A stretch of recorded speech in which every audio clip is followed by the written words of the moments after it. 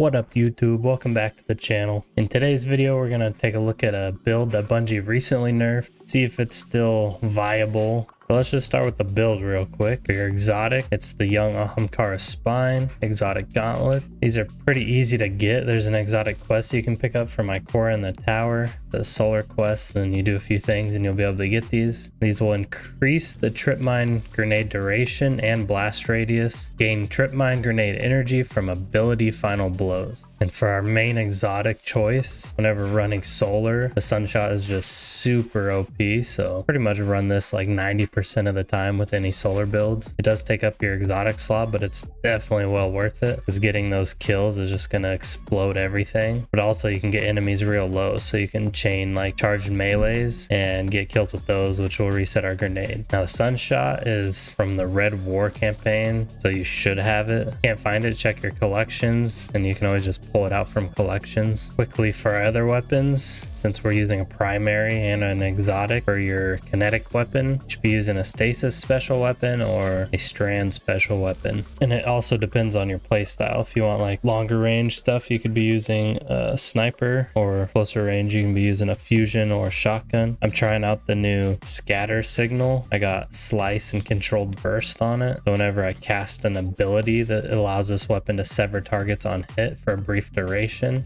So pretty much anytime I throw my melee or a grenade, it can allow me to sever targets, and I believe severed targets do less damage to me. And it also has controlled burst, so it's just gonna increase this weapon's damage. For your heavy, also dependent on what kind of content you're doing, I'm using an Apex Predator with Reconstruction Bipod. In the subclass, the Blade Barrage is typically the best super. There are scenarios where you might want to use Golden Gun, but I always go with Blade Barrage for DPS. Make sure you have Gambler's Dodge, so whenever you dodge, it's going to reset your melee ability, whichever jump you prefer. Knife Trick, so we're going to have 3 knives that we throw and they scorch targets when they get hit. The Trip Mine Grenade, which will stick to surfaces or enemies and it'll blow up and scorch them. For our aspects, we're using Knock 'em Down, which is mainly for the bottom part, but for the top part, it makes our Blade Barrage launch more projectiles, so more damage. And the bottom part, while radiant, final blows with our equipped throwing knife fully refunds melee energy. It's pretty easy to become radiant. We have 2 ways. Literally just throwing our knives from a fragment is going to make us radiant, but also in the artifact there's a way to make us radiant. And for our other aspect is On Your Mark. Precision final blows grant you and nearby allies increased weapon handling, reload speed for a short duration, stacks to 3 times, and anytime we dodge, it's going to instantly gives us 3 stacks. And we should have our dodge up quite a bit through a fragment. So looking at our fragments, we're using Ember of Torches. Powered melee attacks against combatants make you and nearby allies radiant. So anytime we throw our melee charge, it's going to instantly make us and nearby allies radiant. Ember of Blistering, defeating targets with solar ignitions grant you grenade energy. This one's nice because it's pretty easy with the artifact to get ignitions going off with your combined grenade, so this just helps get our grenade back quicker. Ember of Singeing, your class ability recharges faster when we scorch targets. We have a ton of different ways of scorching targets, so this just allows our dodge to be refunded pretty quickly, so we can constantly be dodging. Ember of Searing, defeating scorched targets grant melee energy and creates a fire sprite. This one's not super important for the melee energy because we can get that from dodging or just killing something, but we scorch targets really often with our sunshot because of our artifact, and getting that fire sprite is really important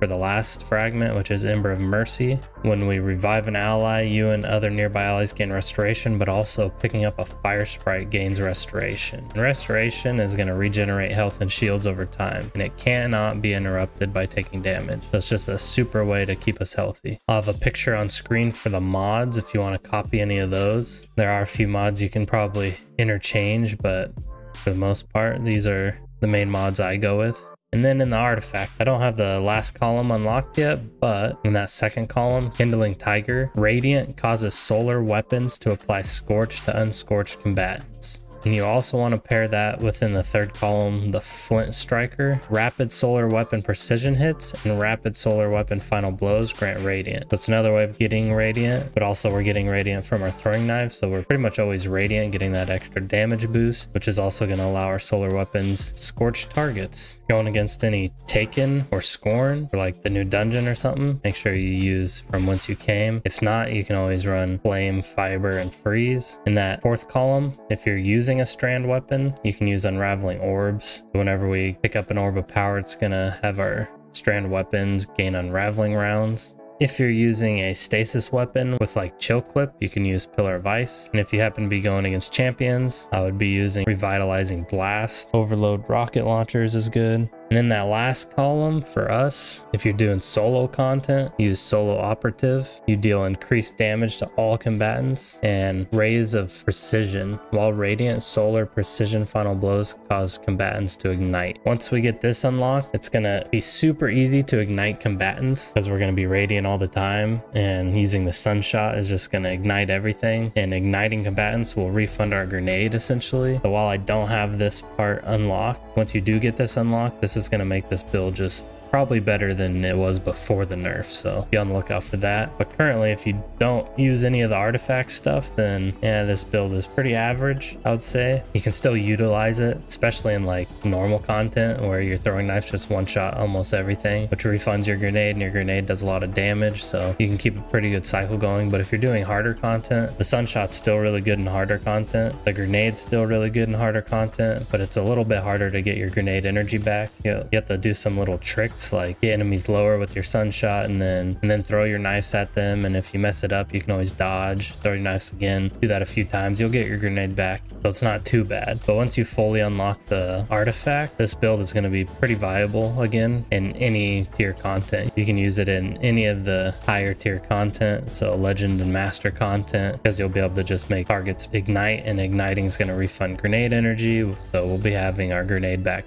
quite often. So yeah, all in all this build's pretty average. I wouldn't recommend using it if you're not utilizing the artifact. Once you get the artifact fully unlocked, then you can utilize all these artifact mods. This build is definitely a top tier build that you should be using for pretty much any in-game content if you're on a solar hunter. Anyways guys, that's all I got for this build. I hope you have an awesome day. Peace.